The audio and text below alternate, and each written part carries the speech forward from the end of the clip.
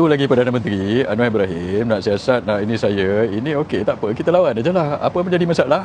Lepas tu kan dia hantarlah budak-budak Ingos ni man, nak run kita down. Allah. Kalau nak check apa kamu punya level dengan orang yang pernah attack saya dulu Kemana saya dah cerita benda ni orang yang attack saya lagi berpengalaman, lagi besar dia punya credibility daripada kamu. Kamu buat video, man, ada budak yang buat video tu, siapa budak misai tu? Yang tak bersambung tu. Oh, satu lagi saya nak update pasal budak misai tak bersambung ni yang buat video. Saya punya lawyer kita tengah buat transkrip. Cari balik video tu untuk hantar LOD kan. Dah ada transkrip. Tapi video yang dia fitnah saya pasal dia kata apa? Saya nak, ini dia dah padam Dah padam. Oh, kau tahu pula padam video tu.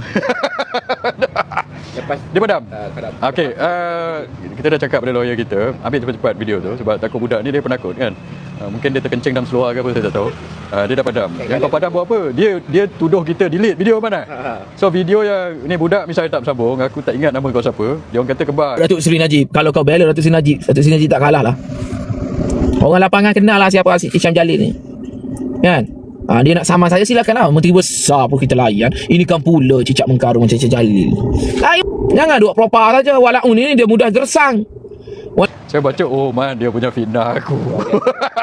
Gaji nak gaji kan, kalau aku yang merosakkan Datuk Najib, dan kita kalah pilihan raya PRU 14 sebab jolo dengan YNDB. So maksudnya bukan jolo tau, bukan 1NDB tau. Aku ni lagi jahat daripada jolo tau man.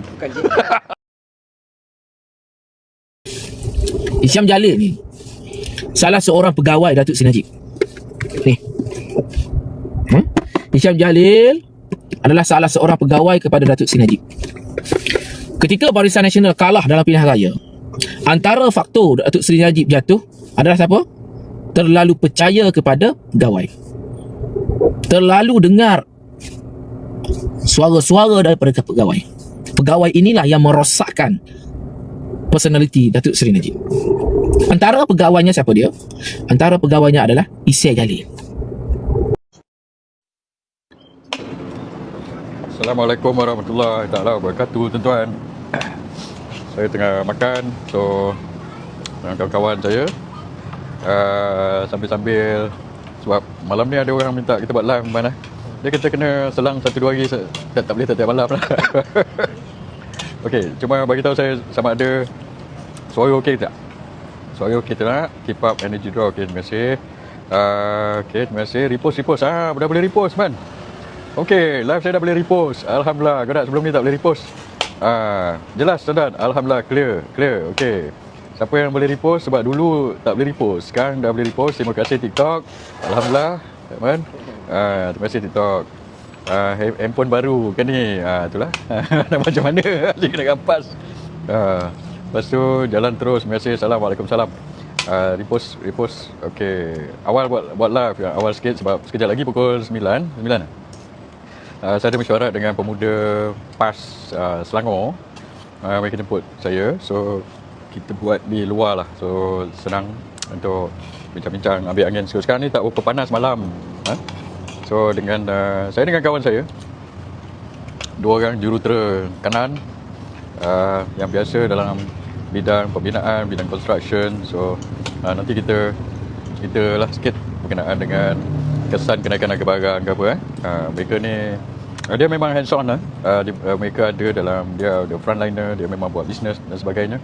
So mereka tahulah macam mana harga barang ni naik ke turun dan kesan dan macam mana kepada ini. So bukan yang apa dia panggil mana, ceplos-ceplos armchair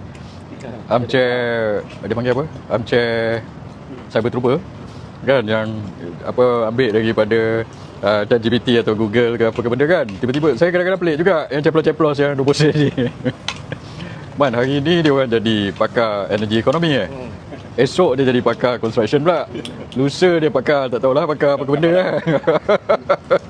Saya bila saya cerita satu benda, saya ada benda yang saya ada background lah sikit. Macam saya selalu cerita pasal ekonomi, pasal energy ekonomi, sebab benda tu saya buat dulu dan saya juga boleh cerita pasal construction sebab saya lama dalam bidang construction dulu. Saya pun ada jurutera profesional, saya ada lesen untuk buat construction dan sebagainya, dan saya actually was involved.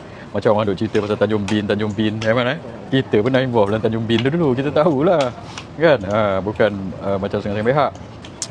Ini apa ni, saya tengok apa ni, ada orang yang duk kutuk-kutuk fitnah-fitnah balum apa ni, bantai-bantai saya tu. Siapa nama dia, Man? Yang pergi rasmi Kuala Paip tu. Kepala baik mak. Ada seorang ni nama Mae. Orang panggil apa orang panggil dia Mae Kuala Paip, apa pasal? Pasal dia pergi rasmi Kuala Paip. Kepala baik. Kepala baik pun nak rasmi. Nah, dia cakap Kepala Paip pun kau nak rasmi, Mae. Dia ngutuk-ngutuk saya. Lepas tu pasal ni, lepas tu saya nampak video tadi Mae Kepala Paip ni. Tak baik Mal panggil dia panggil dia. Tapi pasal dia pergi rasmi Kepala Paip So dia pergi, tadi ada orang hantar video, Mak kau pergi sampai Tanjung Bin nak tunjukkan pasal minyak tu lalu. Dah tertinggal bas ke apa kau ni, Mak Aduh. Kan dia pergi, saya nampak video tadi Dia kata ini minyak ni, inilah Tanjung Bin, Tanjung Pelepas. Mak kau dah tertinggal bas, kau bawa keluar gua ke apa? Kan Anwar Ibrahim dah cakap, minyak tu daripada Pengerang.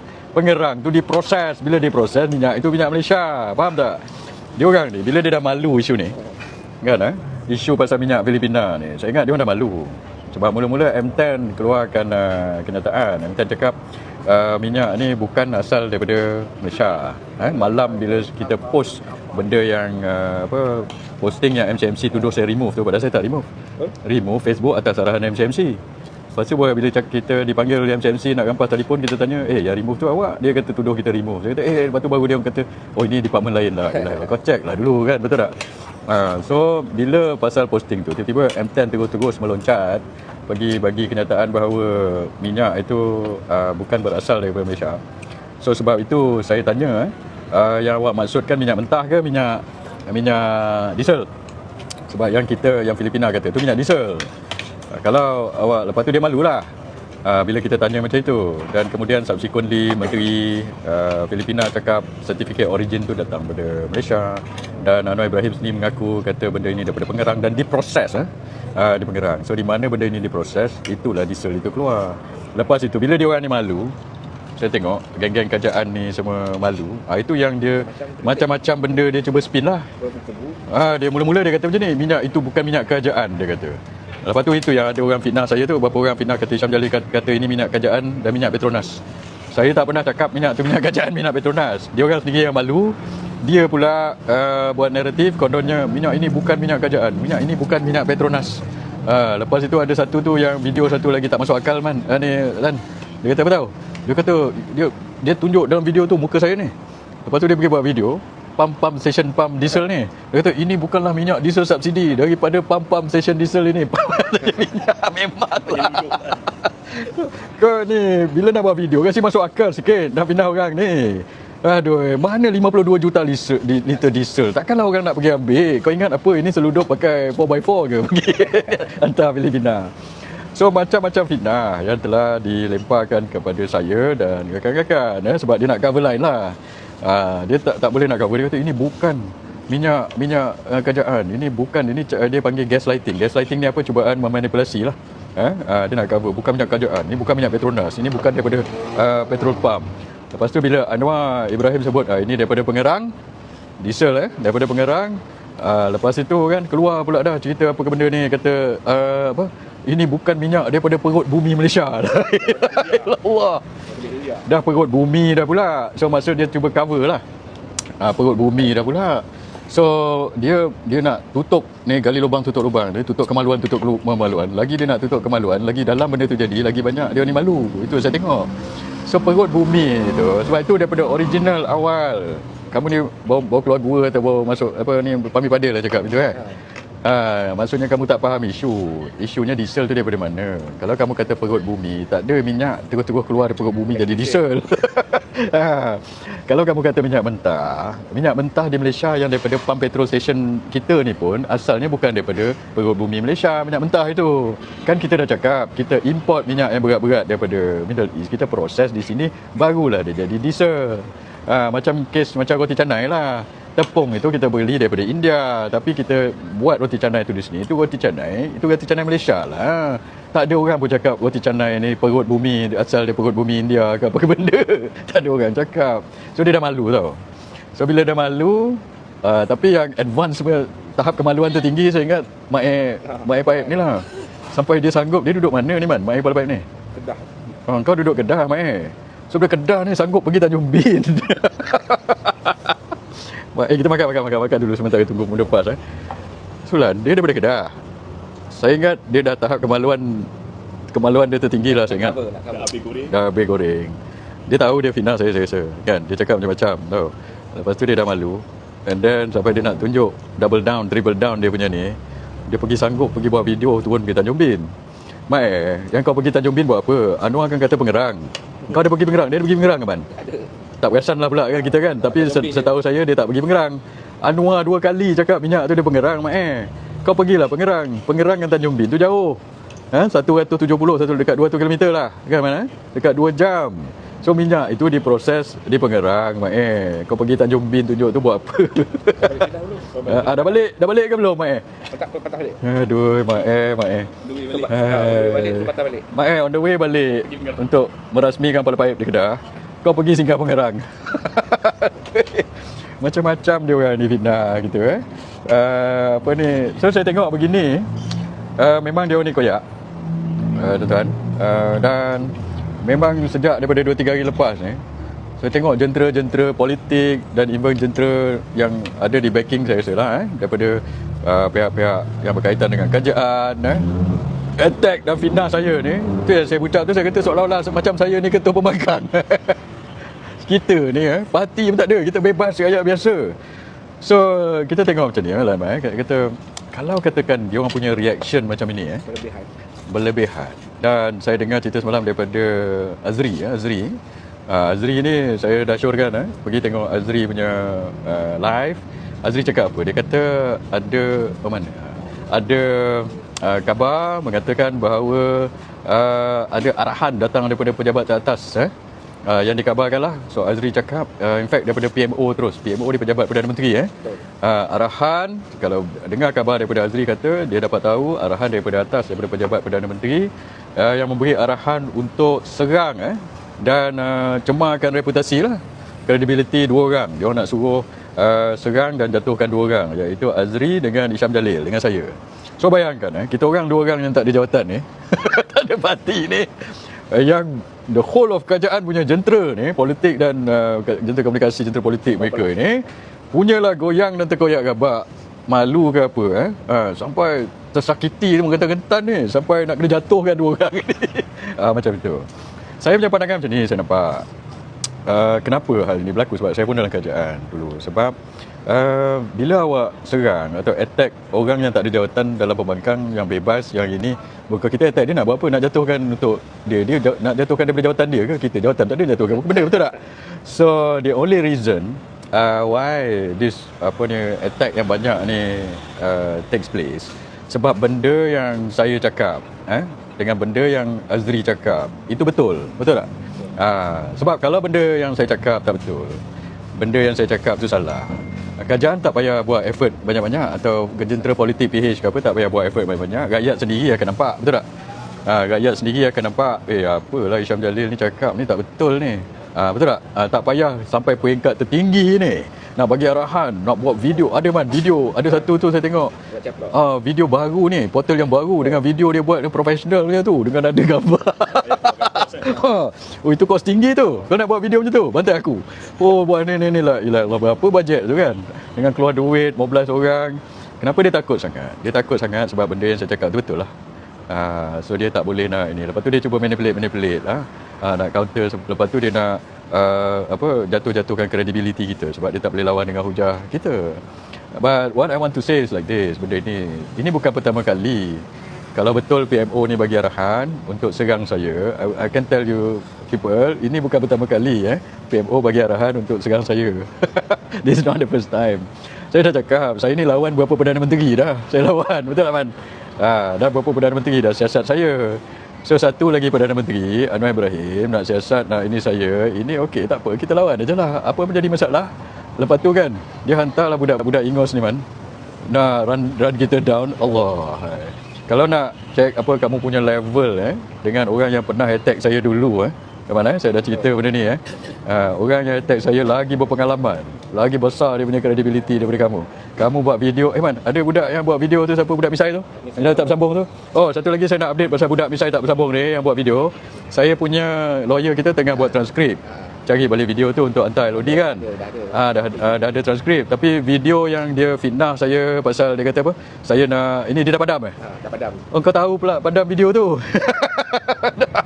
Lepas Dia padam? padam. Okey, kita dah cakap pada lawyer kita, ambil cepat-cepat video tu sebab takut budak ni dia penakut kan.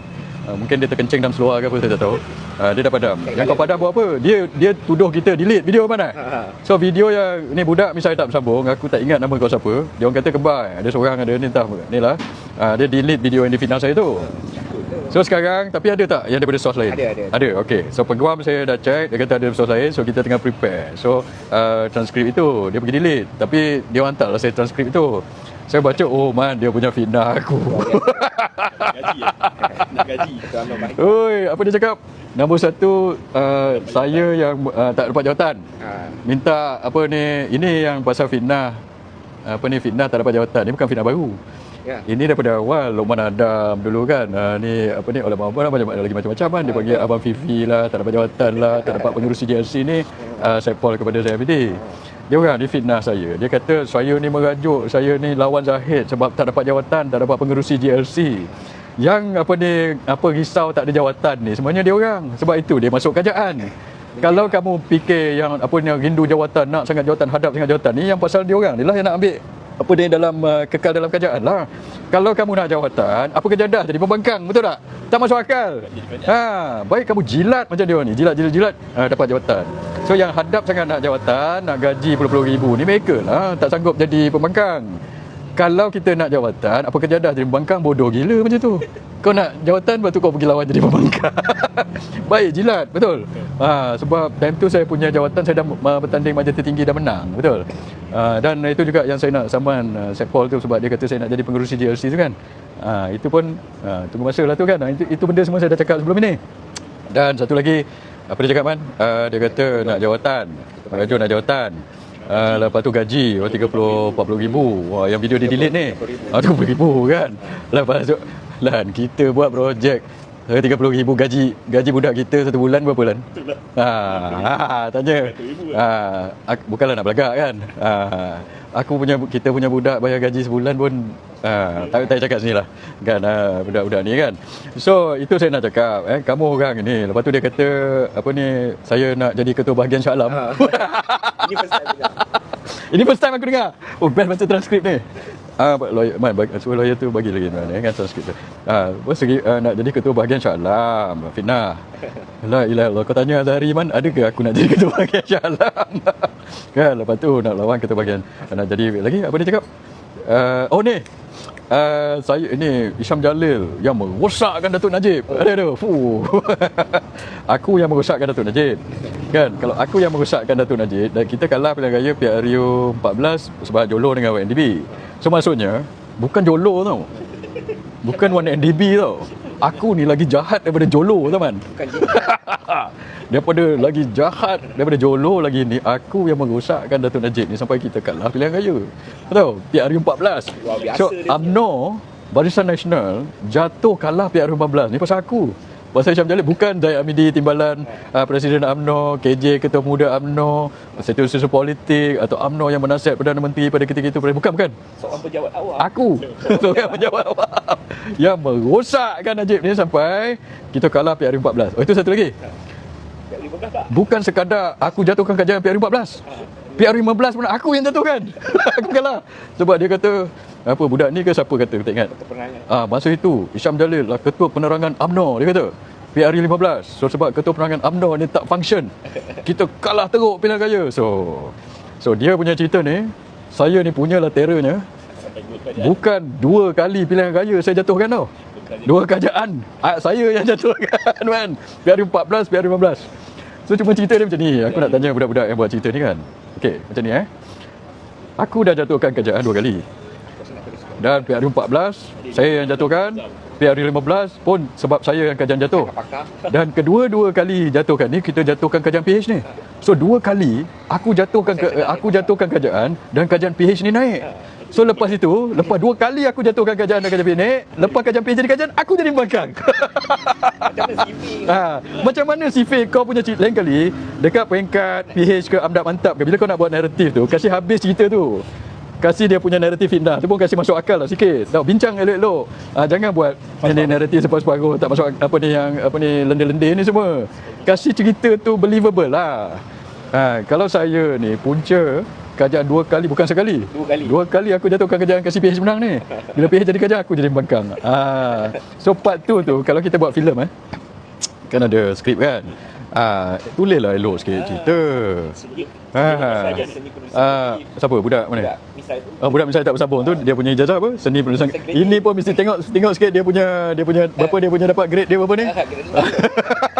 Kau seni penulisan kreatif pun dalam cerita macam ni lah. Ilah kan. Kasih habis cerita. Aku dah jatuhkan kerajaan 2 kali kan. Apa jadah pula bila aku jatuh kerajaan orang yang menang tu pula jadi pembangkang. Malam kita buat macam ni lah. So alang-alang aku dah jatuhkan kerajaan 2 kali. Kali ni PRU16. Kali ni betul. Saya memang nak jatuhkan kerajaan kali ketiga. Okey, kali ni PRU16 kita jatuhkan kerajaan saya Hisham Jalil kan, jatuhkan kerajaan kali ketiga. Kali ni aku tak jadi pembangkang. Kali ni aku nak masuk kerajaan. So sebab kan korang semua kata saya punca menjatuhkan kerajaan ni 2 kali so kali ketiga kan, kali ketiga ni PRU16, kali ketiga lagi sekali saya nak jatuhkan kerajaan. Dan lepas tu kan kita tak payahlah jadi pembangkang cukup lah kan. Sebab ini kan itu tadi lagi apa lagi dia fitnah saya Man. Sekejap, apa benda lagi dia fitnah saya? Apa lagi dia fitnah saya Man? Satu yang jawatan tu, lepas tu ketua bahagian, lepas tu saya yang menghancurkan Datuk Najib. Ni apa aku konon penasihat lah. Padahal yang kita buat benda-benda yang suka tu. Kita buat bantuan kewangan yang sampai sekarang kerajaan ini STR, SLIM saya terlibat dalam BRIM, dasar-dasar itu kan. Macam mana dasar jangka panjang, jangka sederhana, macam mana nak manage kenaikan harga minyak, itu semua saya terlibat. So benda-benda tu dia tak sebut. Yang dia sebut kan, aku pula dah yang ini. Lepas tu macam mana pula saya boleh menjalankan saya dalam PRU15 saya ada dalam forum ke? Tak ada. PRN yang bila dia punya trend macam ni lah. Okay, let's tell the fact lah. Bila saya tak ada dalam forum, kita kalah. Betul tak? PRU15 saya tak ada dalam forum, kita kalah kan? Sebelum itu Datuk Najib kan saya dah cerita benda ni. Sebelum itu Datuk Najib ada suruh saya pergi PRK, betul tak Man? Sebelum PRU15 Datuk Najib dia suruh saya bantu. Saya ada cakap Datuk Najib, dia kata, "Sir, masa dia Perdana Menteri, I am penjawat awam. Saya bukan sesepolitik." Saya cakap, penjawat awam tak boleh involve dalam politik. Siapa yang tahu-tahulah cerita ni kan. And then Datuk Najib cakap apa? Dia cakap tak apa, dia kata dia bagi saya kelulusan special. So saya pun masa PRK yang saya involve dulu Teluk Intan, yang tak ada orang sangka kita menang, sekali kita menang. Okay, lepas tu kita menang sampailah PRK lah sekali Sungai Besar, ingat? Sebelum PRU14 di Sungai Besar. So siapa yang tahu cerita ni? Ramai orang tahu. Pergi tanya Nur Omar, pergi tanya Budiman, pergi tanya Jamal Yunus, betul tak? Dia orang semua tahu. Masa tu walaupun saya penjawat awam, saya bantu, dan bila saya bantu dia menang, kita menang. Sampai last sekali di Sungai Besar kita menang 81 91 ke 81 macam tu lah lebih kurang. Kita menang. So menang. Lepas PRK Sungai Besar, saya telah diarahkan untuk stand down masa PRU kan. Datuk Najib kata dia nak saya fokus kepada rancangan ekonomi jangka sederhana dan jangka panjang. Masa tu TN50. Sebab TN50 tu Datuk Najib sebelum tu dia tak nama TN50. Nama rancangan dia Beyond Malaysia Beyond 2020. Sebenarnya Malaysia Beyond 2020. Sebab Malaysia Beyond 2020 tajuk buku saya. Malaysia Beyond 2020, Ideology dan Institution for Growth. Masa tu yang saya tulis berapa belas tahun lepas dekat Harvard dengan Kak Wharton. Datuk Najib baca buku tu, dia suka buku tu. Saya dah cerita benda ni. Masa tu Sri Paduka Baginda Tan Agong pun masa sebelumnya kan dia titah saya menghadap untuk saya tanda tangan buku itu kan. Buku itu. So TN50 tu sebelum tu nama dia Malaysia Beyond 2020. So Datuk Najib suruh saya fokus benda ni untuk rancangan Malaysia selepas kita menang Pilihan Raya. So saya tak terlibat dalam PRU 15. Hampir setahun sebelum PRU 15. Berapa bulan sebelum PRU 15 saya dah tak terlibat dalam politik. Dulu Datuk Najib suruh bantu saya PRK lah. PRK bila saya bantu menang. Siapa yang tahulah. Sekali bila PRU saya tak ada. Bila saya tak ada, guyup. Saya pun ingat mungkin barangkali Allah SWT tak nak kasih saya join masa PRU kot. Sebab mungkin masa itu apa-apa kita buat pun memang guyup pun saya rasa. Kan. So saya tak terlibat. Allah SWT alhamdulillah protect saya kan, dia tak bagi saya terlibat. So dalam PRU saya tak terlibat. Tapi tuduhan dan fitnah dia orang ni, aku yang bertanggungjawab. Ketua perangai siapa? Masa tu saya tak tahu ketua perangai siapa. Tak, bukan, itu PRU 14. Masa PRU 15 pula. Okey, dia orang ni tuduh saya ketua perangai. So sebab ketua perangai UMNO, sebab itu kita kalah PRU 15. Saya nak betulkan, saya bukanlah betulkan, saya nak cakap sikit lah. Ini nak saman ke lah budak-budak ni fakta-fakta tak betul mana. Masa PRU 15 saya bukan ketua perangai UMNO. Ketua perangai UMNO PRU 15 apa? Bukan. Syaril Hamdan lah. Apa ketua perangai UMNO PRU 15? Syaril Hamdan. Syaril Hamdan. Ketua perangai UMNO, kamu tanyalah dia. Aku bukan ketua perangai UMNO PRU 15. So bila PRU dan lepas tu saya dilantik jadi ketua perangai lepas PRU. Sebab masa itu kan pembentukan kerajaan perpaduan. Saya tak setuju mula-mula untuk jadi kerajaan. Siapa yang dalam majlis tertinggi tahulah benda ni. Sebab saya nak jadi pembangkang. Masa tu ramai orang dalam majlis tertinggi setuju.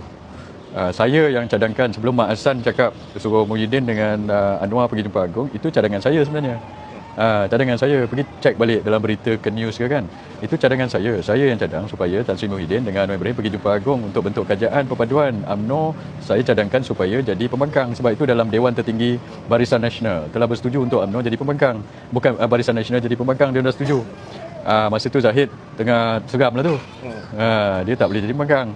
Tapi bila pergi jumpa Agong, lepas tu pula dah ada Zahid bawa cerita yang apa ni kena on block lah apa ke benda semua ni.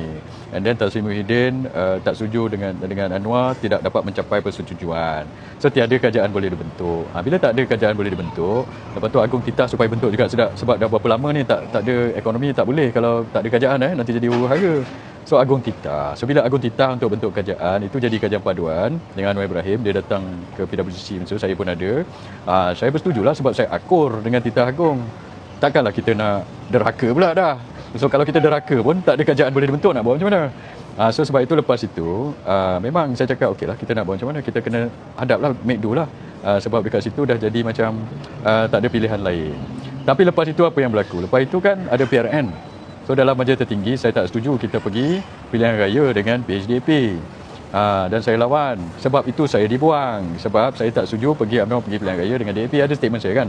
Saya kata Agong, dia kata Agong suruh. Zahid kata apa? Oh, Syam Jalil awak setuju bentuk kerajaan paduan? Saya jawab balik. Saya kata apa? Saya kata memang saya setuju bentukan kerajaan paduan sebab Agong suruh. Tapi Agong tak suruh kita pergi pilihan raya dengan PHDP, ingat tak? Agong tak suruh itu.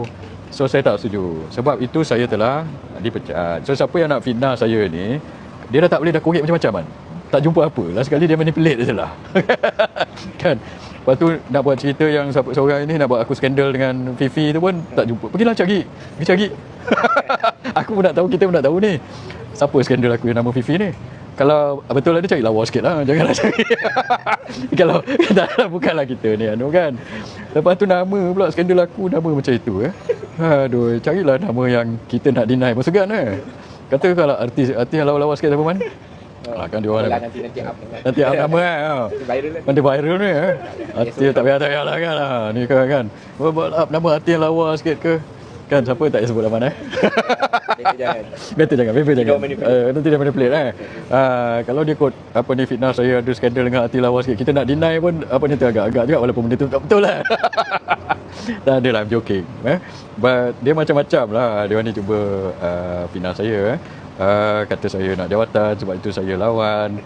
The thing is, benda itu tak add up. Sebab dalam politik ni, kalau kamu nak jawatan, kamu tak jadi pembangkang. Lepas tu kamu tak jilat. Kamu jilat. Bila nak jawatan ni, kita dah menang, kita jilat je lah. Kalau orang tu tak bagi, saya pun dah lama dalam politik, bukan baru. Saya bila kita ini, biasalah kita kalau kita minta pertama kali tak bagi, tunggu sekejap, lepas tu dapatlah jawatan. Macam Jogani dulu kan. Awal dia tak dapat, dia tunggu kejap dia jalan. Dia istiqomah ni dalam politik biasalah. Macam KJ, dia keluar sekejap, bantai-bantai, lepas tu masuk balik. Tak tahulah apa motif dia. So kalau kita ni apa ni orang kata nak jawatan, kita tak buat style saya sampai Amdab ni gila talak nak jemput aku, telefon aku juga. Saya cakap pada Amdab ni, kamu jangan gila talak lah. Ini dah jadi gila talak. Dia tak boleh jadi pembangkang UMNO ni. So mereka nombor satu yang boleh jadi pembangkang ni orang macam saya.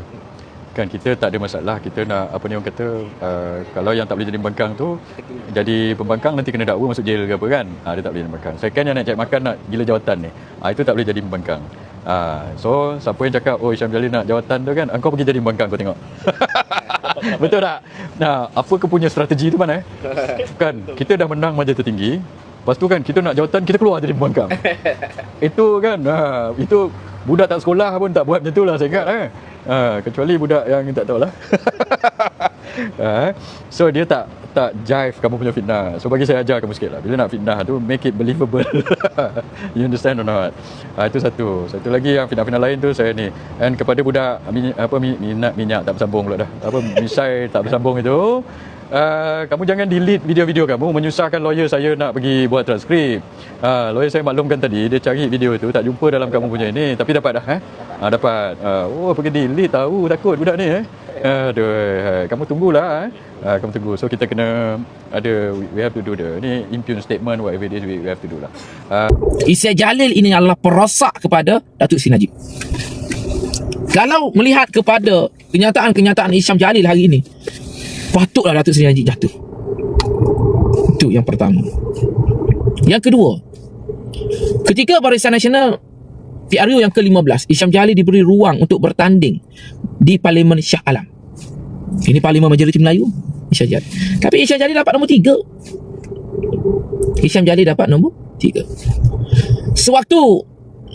Selepas PRU yang ke-14, Hisham Jalil diberi jawatan Ketua Penerangan.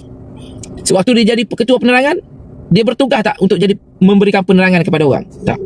Sewaktu dia ada dalam jawatan, penerangan hancur. Penerangan Barisan Nasional hancur. UMNO hancur. Selepas dia pegang jawatan. Lepas tak ada jawatan, baru nampak ada fungsi. Baru ada fungsi penerangan. Walaupun penerangan dia penuh dengan fitnah. Hisham Jalil ini, dia dilantik sebagai MKT. Hisham Jalil, kalau kau nafi lah. Dilantik sebagai MKT. Dan dia nak bertanding sebagai Ketua Bahagian Shah Alam. Macam mana nak bertanding Ketua Bahagian sedangkan Ketua Cawangan pun belum? Hisham Jalil ni cawangan pun hancur, tak ada. Lepas tu nak minta jawatan bekerja, nak cari gaji RM30,000 sebulan untuk tampung kos overhead dia. Jadi oleh kerana UMNO tidak boleh menyediakan jawatan kepada dia dengan permintaan gaji RM30,000 sebulan, dia jadi meroyan. Dia rasa tak puas hati dengan UMNO, tak puas hati dengan Zahid Hamidi. Pada awal-awal kerajaan perpaduan ini ditubuhkan, Hisham Jalil setuju. Betul tak? Pernah tak dengar kenyataan daripada Hisham Jalil? Dia bersetuju Pakatan Harapan bersama dengan Barisan Nasional. Dia setuju. Dia yang bagi penerangan. Kita menerima Pakatan Harapan ini kerana titah Tuanku Di-Pertuan Agong. Betul tak? Dia setuju. Tapi selepas tertubuhnya kerajaan, pergi menghadap bos nak minta jawatan, tapi tak dapat jawatan, mengajuk. Jadi dia mengajuk menggunakan modal Datuk Seri Najib. Oh, Datuk Seri Najib tidak dibela dengan baik. Dia bukan soal dia nak bela Datuk Seri Najib. Dia bukan soal dia nak bela Datuk Seri Najib pada awalnya. Dia persoalkan kenapa orang tak bela dia. Dia persoalkan kenapa UMNO tak bela dia. Dia nak jawatan, nak RM30,000 sebulan, nak kos overhead tinggi. Jadi ada ke patut orang macam tu kita nak bagi jawatan sedangkan kita dah bagi peluang, akhirnya kalah? Itu kisah dia. Jadi dia meroyan, kononnya dia ni nak membela Datuk Seri Najib. Bukan. Dia nak bela diri dia sendiri. Itu tak cerita lagi berkaitan dengan pilihan raya di Shah Alam. Bagaimana layanan dia kepada jentera, apa tindakan dia kepada jentera. Sombong, angkuh. Sebab Hisham Jalil ni dia tak lahir daripada cawangan. Dia terus datang daripada kayangan. Ya, dia bukan cawangan, dia kayangan dan nak belagak pandai. Marah penjilat-penjilat Hisham Jalil. Tapi ini kenyataan. Tak boleh lah. Ini kenyataan. Oleh kerana nak bertanding ketua bahagian, cawangan pun dia tak ada, patutnya nak jadi ketua bahagian, at least kau pegang ketua cawangan. Ini ketua cawangan pun tidak, nak jadi ketua bahagian. Itu pun bagi muka bertanding sebagai ahli parlimen. Bila sampai masa pilihan raya, dia tak ikut jentera. Jentera susun jadual, kita walkabout kat kini pasar semua sekali. Dia tak ikut. Dia kata, tak perlulah nak ziarah-ziarah sekarang. Ini dunia dah berubah. Kita buat online saja. Pukul 10 malam dah tidur lah. Jentera dah buat kerja lagi. Dia masuk rumah bilik tidur. Orang bergerak pukul 8 pagi, dia pukul 10 tak tahu ke mana lagi. Alasannya, saya kena hantar anak sekolah.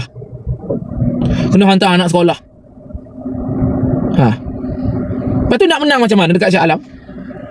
Dia naik ni kerana dia ni pegawai bosku je. Kalau tak kerana dia pegawai bosku, tak tahu ke mana dia tu. Kan? Dia jentera pun dia tak ikut. Tanyalah di Shah Alam. Boleh pergi tanya jentera UMNO Barisan Nasional kat Shah Alam, perangai Hisham Jalil tu macam mana. Ikut kepala otak dia je. Dia tak ikut jadual-jadual yang ditetapkan oleh jentera. Ditetapkan oleh pihak bahagian. Sebab dia confident dia boleh menang dengan populariti dia lah ketika itu. Orang hormat waktu tu sebab kau ni pegawai Datuk Seri Najib je. Sebab orang hormat kepada Datuk Seri Najib. Lepas tu bila kau minta jawatan nak tampung overhead kau 30,000 sebulan, mana boleh. Kau siapa bertanding pun kalah. Lepas tu nak minta 30,000 sebulan. Nak jadi JSC ke apa ke. Lepas tu tak dapat ngeroyan. Lepas tu guna alasan, oh kita ini pembela Datuk Seri Najib. Kalau kau bela Datuk Seri Najib tak kalah lah. Orang lapangan kenal lah siapa Hisham Jalil ni. Kan? Dia nak sama saya silakan lah. Menteri besar pun kita layan. Ini kan pula cicak mengkarung macam Hisham Jalil. Layan lah. Hantar LOD tu cepat-cepat. Kita nak tengok apa tuntutan dia. Video mana yang kita fitnah dia. Kan? Mana? Bagi tahu kepada Hisham Jalil. Cepatlah Hisham Jalil berapa waktu nak diberikan. Seminggu, 2 minggu, sebulan, 2 bulan. Jangan duk propa saja. Walaupun ni dia mudah gersang. Bila dengar, wah, yeah, Hisham Jalil nak sama Mohsin kalah. Tiba-tiba tarik saman ke ataupun tak jadi sama. Walaupun kata, kamu kalah di dunia saja, akhirat belum lagi.